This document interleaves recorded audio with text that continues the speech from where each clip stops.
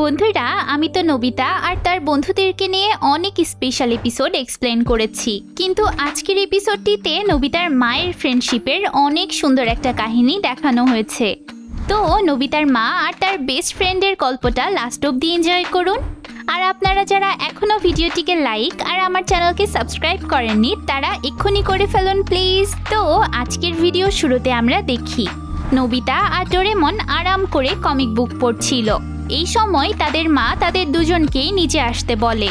নিচে গিয়ে তো নবিতা আর ডোরেমন দুজনই অবাক।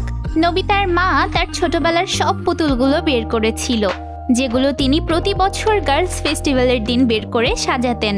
তিনি বলেন নবিতা যখন ছোট ছিল তখনও তিনি গার্লস ফেস্টিভ্যালের দিন এসব বের করে সাজাতেন, কিন্তু নবিতা একটু বড় হবার পর তিনি ভাবলেন যে তাদের বাসায় তো আর কোনো মেয়ে নেই, তাই তিনি গার্লস ফেস্টিভ্যাল পালন করা বাদ দিয়ে দিয়েছিলেন। আজকের দিনটাও গার্লস ফেস্টিভ্যালেরই দিন ছিল। তিনি নবিতাকে জিজ্ঞেস করেন যে এখন থেকে আমরা প্রতি বছর গার্লস ফেস্টিভ্যাল পালন করলে কেমন হয়। নবিতা আর ডোরেমনেরও এই আইডিয়াটা অনেক পছন্দ হয়। এবার তারা একসাথে পুতুলগুলো সাজাতে থাকে। সবকিছু একসাথে সাজানোর পর শুধু এমপ্রেসকেই জায়গা মতো রাখা বাকি ছিল। নবিতা তার মায়ের কাছে এমপ্রেসকে চাইলে নবিতার মা বলে যে এমপ্রেসটা তার কাছে নেই। ছোটবেলায় নাচান নামের একটা মেয়ে তার থেকে এমপ্রেসটা নিয়ে চলে গেছিল। নবিতা মন খারাপ করে জিজ্ঞেস করে যে নাচানের কাছ থেকে তিনি এমপ্রেসটাকে কেন নিয়ে আসেননি। তার মা উত্তরে বলে যে নাচান লন্ডনে চলে গেছিল, তাই তার সাথে নবিতার মায়ের আর দেখা হয়নি।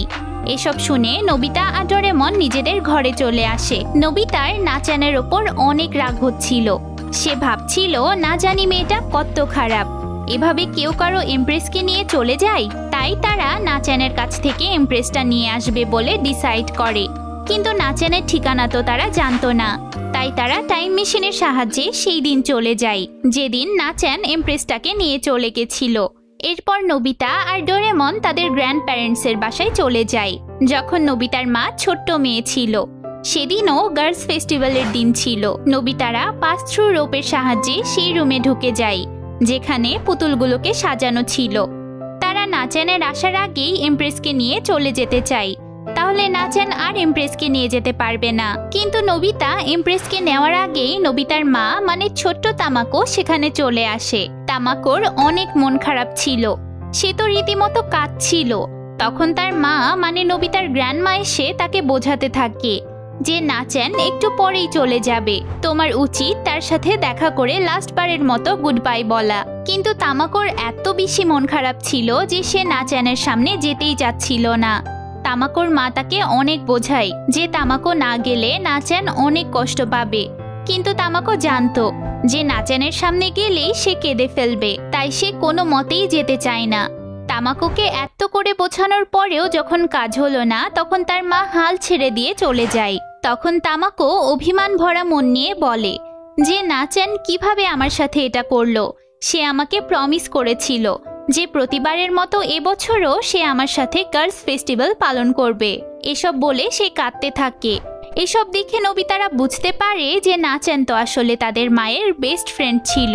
নবিতা বলে যে তাদের মায়ের উচিত নাচানের সাথে দেখা করা, না হলে পরে তার আরো খারাপ লাগবে। সমস্যাটা বুঝতে পেরে ডোরেমন গো গো ডগ নামের একটা গ্যাজেট বের করে। এই গ্যাজেটের সাহায্যে যে কেউ যে কোনো কাজ করার কনফিডেন্স ফিরে পায়। তো ডোরেমন গোগো ডগটা তামাকোর পিছে পাঠিয়ে দেয়, আর গ্যাজেটের চিয়ার আপের প্রভাবে তামাকো মন শক্ত করে ডিসিশন নিতে পারে যে তাকে নাচানের সাথে দেখা করতেই হবে। সে দ্রুত নাচানের কাছে যেতে লাগে, তবে সে যাওয়ার আগে তার এমপ্রেসটা সাথে নিয়ে যায়। এরপর কোনো দিকে না তাকিয়ে সে নাচানের বাড়ির দিকে দৌড় দেয়। সে প্রে করছিল যাতে নাচান এখনো না যায়। ওইদিকে নাচানও তার বেস্ট ফ্রেন্ডের জন্য অপেক্ষা করতে করতে ব্যস্ত হয়ে পড়েছিল। নাচান ভাবতেই পারছিল না যে সে চলে যাবে, অথচ তার বেস্ট ফ্রেন্ড তাকে বিদায় দিতে আসবে না। শেষমেশ নাচানের অপেক্ষা শেষ হয়। তামাকো দৌড়ে তার কাছে আসে আর লেট করার জন্য তাকে সরি বলে। এরপর সে তার এমপ্রেসটা নাচানকে গিফট দেয়। সে বলে এটা ততদিন অবধি তোমার কাছে রাখো যতদিন অবধি না তুমি আমার সাথে আবার গার্লস ফেস্টিভ্যাল পালন করবে। এই বাহানায় তোমার সাথে আমার আবার দেখা তো হবে। নাচানের অনেক কষ্ট হচ্ছিল তার বেস্ট ফ্রেন্ডকে ছেড়ে যেতে, তাও তাকে যেতে হয়। যাওয়ার আগে সে প্রমিস করে যে সে অবশ্যই একদিন তামাকোর সাথে গার্লস ফেস্টিভ্যাল সেলিব্রেট করতে আসবে। এসব কাহিনী দেখে নোবিতা ডোরেমনের কাছে সবকিছু ক্লিয়ার হয়ে যায়। তারা বাড়ি ফিরে গিয়ে ডলগুলোর সামনে বসে নাচানের কথাই ভাবছিল। তখন তাদের মা এসে তাদেরকে দেখে বলতে থাকে যে নিশ্চয়ই তোমরা এই ডলগুলোকে অনেক পছন্দ করেছো, তাই না? এই সময় বাইরে থেকে নোবিতার বন্ধুরা তাকে ডাক দেয়। নোবিতার বন্ধুরা একজন লেডিকে সাথে নিয়ে এসেছিল। তিনি নোবিতার মায়ের বাসাটা খুঁজছিলেন। তখন নোবিতার মা সেখানে এসে প্রথমে তাকে দেখে চিনতে পারে না। একটু পরেই তিনি বুঝতে পারেন যে এটা তো তার বেস্ট ফ্রেন্ড নাচেন।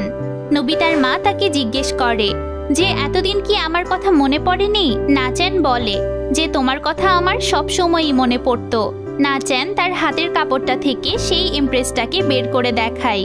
এতদিন সেটাকে অনেক যত্নে রেখেছিল, কাউকেই সেটা ছুতে পর্যন্ত দেয়নি। আজ সে তার প্রমিস পূরণ করতে এসেছে। নোবিতার মা আর তার বেস্ট ফ্রেন্ডের এমন ইমোশনাল সিচুয়েশন দেখে জিয়ান তার সব বন্ধুদেরকে নিয়ে প্লেগ্রাউন্ডে চলে যায়, যাতে নোবিতার মা আর নাচেন নিজেদের মতো করে গল্প করতে পারে। তারপর তামাকো আর নাচেন একসাথে মিলে সেই আগের মতো গার্লস ফেস্টিভ্যাল সেলিব্রেট করে। তারা যেন আবার আগের সেই ছোট্টবেলায় চলে গেছিল।